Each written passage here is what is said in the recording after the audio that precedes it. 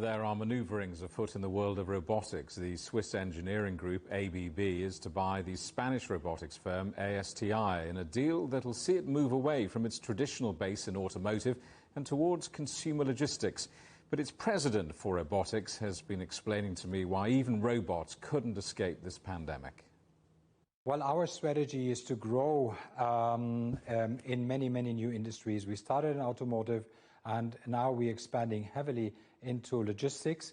And we take the example of logistics, e-commerce. It's an expanding area. We're happy to continue that growth.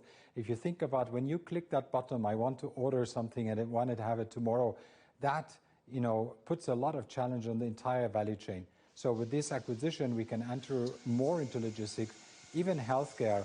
We have design concepts for laboratories where you have a robot mounted on these movable devices that can bring specimen or even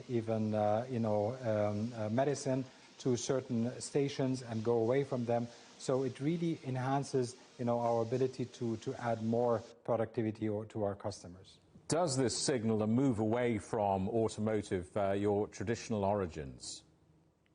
Automotive will remain an important sector for us because there is huge potential in growth, for example, in e-vehicles, battery manufacturing, and so on. So we will continue there. But we are expanding in so many new areas. We just announced a couple of weeks ago that we're expanding into construction industry where houses will be prefabricated. Many other areas like food and beverage, even retail is asking for robots. The pandemic has actually accelerated many of the trends that we have seen prior to the pandemic, and lack of workforce and many other things are really demanding more and more automation. And where does China fit into your plans? Well, we in robotics are the #1 in China since decades, and ASTI, this company, has a strong foothold here in Europe. And with our acquisition, we will now expand into China. We will build a new factory of these autonomous mobile robots in China, in our existing factory. And we will open up a new facility in 2022. And then we will grow the business not only in China, but in Asia as well.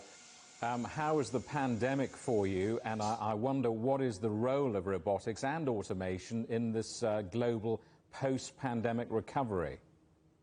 Well, Jamie, we did actually a survey at the beginning of the year with more than 1,500 customers and companies, and the outcome was that 85% of them, after the pandemic, said that they will invest more in the next years in robotics than they were planning before.